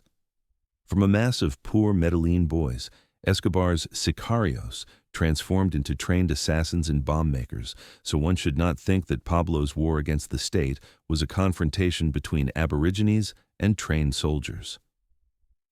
To the explosion near Monaco, Escobar responded first with a series of attacks against Cali cartel members and then with explosions at pharmacies owned by Cali bosses. According to the Colombian army, by 1988, more than 80 people had died in the cartel war, 60 of whom were from Cali. And although Escobar had to contend with competitors who had decided to eliminate him, the main front line remained the conflict with the state. It was here that all forces were deployed, and the next sensational event in this confrontation was the assassination of presidential candidate Luis Carlos Galán, who vigorously championed extradition. And although 18 years after the murder, a competitor of Galán in the election race, Alberto Santofimio, was convicted as the mastermind, it is clear that the hand of the Medellín cartel was not absent. This death, as expected, led to the introduction of a state of siege. The government seized almost 1,000 buildings and ranches, 700 cars and trucks, more than 350 planes, 73 boats, and almost 5 tons of cocaine. The government claimed 4 farms belonging to the Mexican Gacha, as well as some buildings and businesses in Medellín. President Barco also reinstated the extradition agreement with the United States. The cartel responded that it would kill 10 judges for every person extradited. Immediately, more than 100 judges resigned. Medellín began to fight even more fiercely than before. In the first few days, 17 bombs exploded in banks, shops, and political party offices. The United States offered to send troops at the first request of the Colombian government. In response, the cartel launched a homemade rocket at the U.S. Embassy in Colombia. The rocket did not explode, but the message was clear. In Colombia, in agreement with local authorities, special U.S. intelligence and military units with the latest interception equipment were sent to assist the Colombian police and army, and a special search unit was created within the Colombian army itself, exclusively tasked with capturing Pablo Escobar. To counter the search unit, the so-called bombing campaign was initiated. There were more than 100 explosions. They bombed judges. They bombed newspapers that wrote in favor of extradition. Every police officer became a target. Medellín police stopped living in their own homes to protect their families and remained united in safe locations. Everyone in the city, and perhaps even in the countryside, was somehow involved in the bombing campaign. But seeing that all the terrorist attacks, murders, and intimidations had not led to the desired effect of a peace agreement on the cartel's terms, Pablo seemed to have decided that he should not target small judges and police officers, but the top, those who were personally responsible for his capture or the introduction of extradition. And first, he had a man with a bomb board the plane on which Cesar Gaviria, the man who had replaced Galan in the election race and who continued his ideas, was supposed to fly. The plane exploded in the air, but Gaviria was not there. The future president's plans had unexpectedly changed. And then, Escobar tried to kill the head of the Diez, Miguel Maza Marquez, the man who acted more harshly and effectively than others when it came to hunting Escobar. Pablo's men loaded a minibus with explosives weighing a total of about 500 kilograms and drove it towards the DAS building in which Marquez was located. According to the plan, the bus was supposed to enter the lobby and explode, but something went wrong, and the explosion occurred outside the building, not inside. It was so strong that the building's facade collapsed. The minibus's engine was found several blocks away, and houses within 20 blocks of the epicenter were damaged. Approximately 50 people died, and about 1,000 were injured. Marquez managed to survive.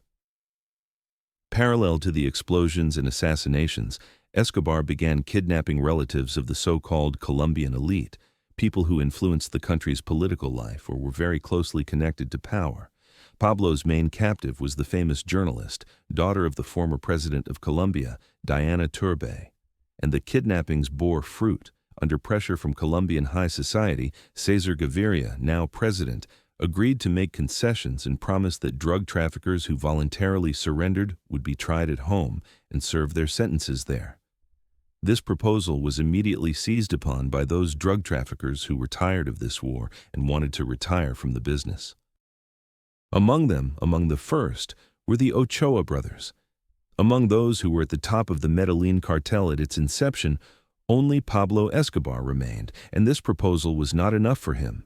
He understood that, firstly, for the United States, his name was the embodiment of drugs, and they would try to imprison him as long as he could breathe.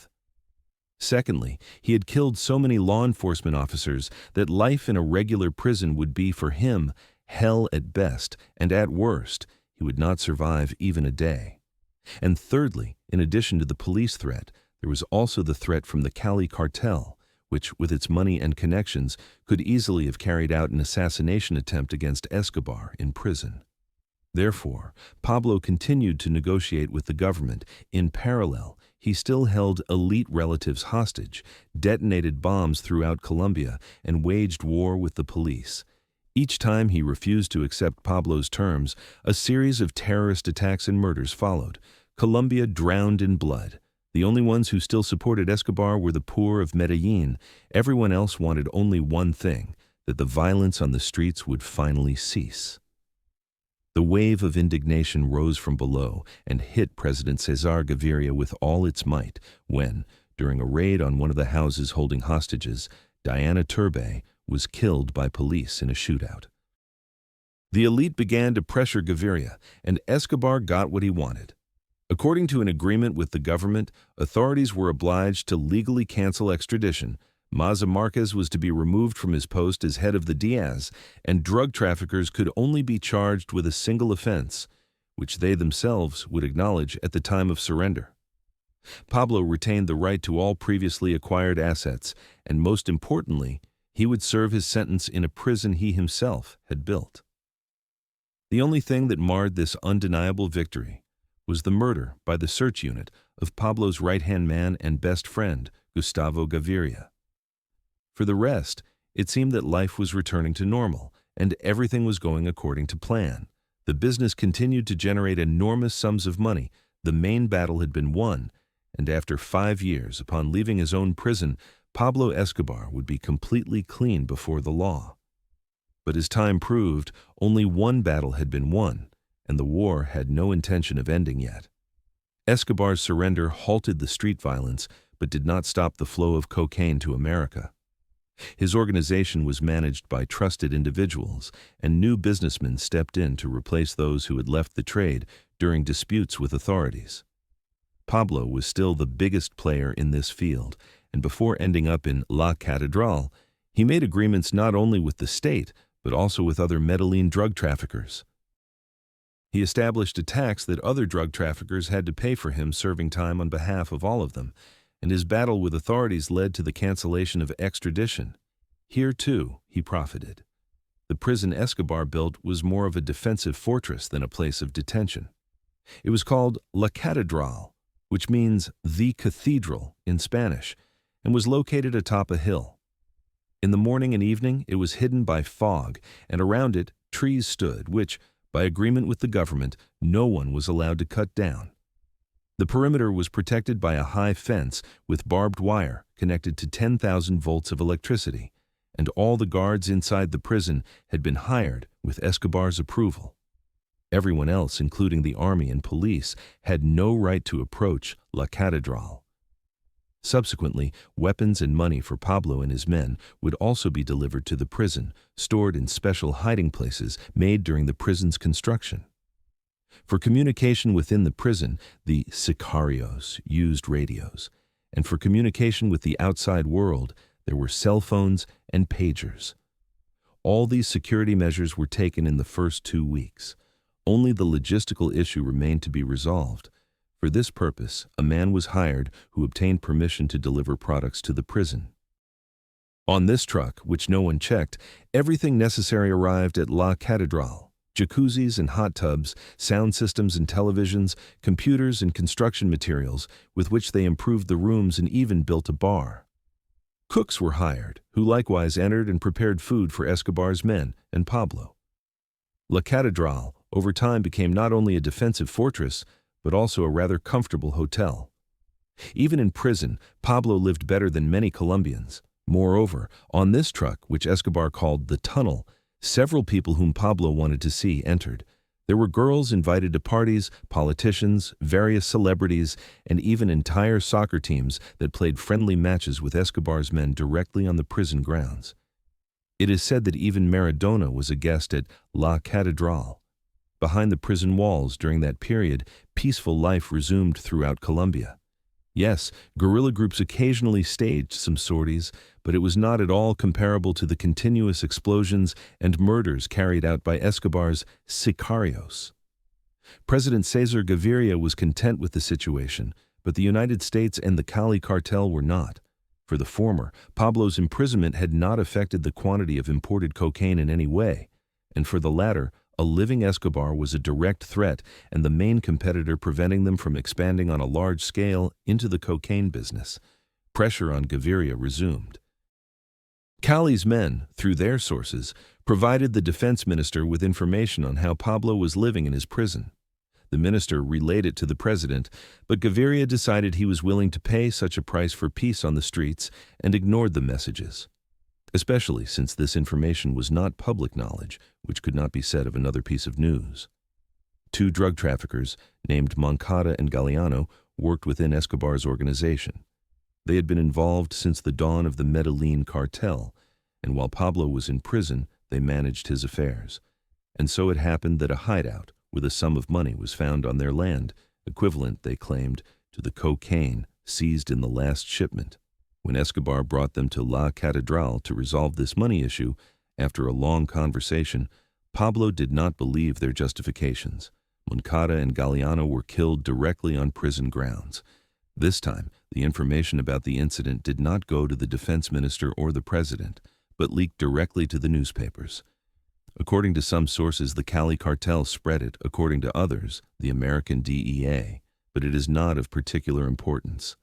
What is important is the very fact that this gesture by Escobar was akin to a slap in the president's face, and Gaviria mobilized the army to transfer Pablo and all his men to another prison under the pretext of investigating the murder of Moncada and Galeano. When soldiers surrounded La Catedral, President Gaviria refused to discuss this decision and rejected any possibility of negotiation. Escobar realized he had 2 paths left, either escape or surrender, where the second, most likely, would lead to death or extradition. He chose the first option and, along with his men, left La Catedral a couple of hours before its assault. After the escape, Pablo hoped to negotiate with Gaviria again, but the president did not initiate talks, and in his public speeches he merely assured that in case of surrender, Escobar's safety would be guaranteed and his life would not be in danger. That is, he practically openly declared that if Pablo surrendered, there were no guarantees he would not be extradited, and his death in a shootout with authorities would be considered a satisfactory outcome. A true hunt began for Pablo. If one were to briefly describe what happened from the moment of his escape until Escobar's death, one could say that all the violence he had unleashed on society in his war with the police returned to him twofold. He was hunted, in addition to the DEA, the search block, and the police, by special Delta Force combat units sent by the United States and the paramilitary group Los Pepes, sponsored by the Cali cartel. It even got to the point where individual bounty hunters came to Colombia, whose sole purpose was to claim the reward for Pablo Escobar's head. But the cruelest, and because of this cruelty the most effective, were the Los Pepes units. They were led by the far-right guerrilla leaders, the Castaño brothers. Los Pepes unofficially collaborated, exchanging information with both the DEA and the police in the search block. One could say that the Castaño brothers did everything they wanted, but that the police officers and soldiers who hated Escobar could not do. Receiving tips from authorities or people who had defected to their side, Los Pepes killed everyone who was in any way connected to Escobar. The mere fact of having touched Pablo Escobar could already be a reason for murder. Everything Escobar had done came back to him twofold. He had made people afraid to work in the police or become judges. Now people were afraid not only to work for Pablo, but even to admit they had once shaken his hand. He had put a bounty on the death of a police officer, and they were killed in droves. Now there was a bounty on his head, and the hunters were by no means the poor of Medellín, and the list could go on. Los Pepes, in collaboration with the authorities through their terror, were systematically dismantling Pablo's organization in Medellín, while the Cali cartel, at the same time, was successfully securing drug trafficking markets in the United States. Pablo was cornered, attacked simultaneously by so many enemies that he failed to calculate everything, and, as a result of several mistakes, found himself in a stalemate. His army had dwindled to a few trusted sicarios, his multi-billion-dollar business to a couple of dozen hideouts, and his luxurious properties to modest apartments in Medellín, which he had to change constantly. Nevertheless, Escobar saw a way out of this situation. He was still supported by the vast majority of Medellín's poor, and he wanted to exploit that. Pablo was working on creating a guerrilla group called Rebel Antioquia. He wanted to hide in the jungle, recruit new people, and strike his enemies with renewed force. The only thing keeping him in Medellín was his family. His mother, wife, and children were not allowed to leave the country. Therefore, Escobar remained in the city to negotiate a refuge where Los Pepes could not reach them. Pablo continuously called the authorities to convince them to let his family leave the country, called newspapers and radio stations to have them denounce this violation of civil rights. He tried to threaten, he tried to persuade, he even offered the last remaining money as a bribe. None of this helped, and Escobar made the decision that he had to go into the jungle, as it was the only option. He had to regain his strength and save his family from the hands of his enemies. Unfortunately for Pablo and his loved ones, this decision was made too late. On the day he was scheduled to leave Medellín, Escobar was on the phone with his son, answering questions from a German magazine about his family's situation. He hoped that in this way he could appeal to the German government and that his wife and children would be admitted to Germany. Therefore, the conversation was quite long. He had to answer 40 questions. It was this phone call that helped the search block pinpoint Escobar's location. Many versions exist of what happened next, but whoever killed Pablo, Los Pepes, the search block, or if he shot himself in the head, the fact remains. On December 2nd, 1993, on the rooftop of a normal house in Medellín, the life of Pablo Escobar, the most controversial criminal known today, came to an end. Having earned the unconditional love of Colombia's poor, his funeral was attended by more than 10,000 Medellín residents.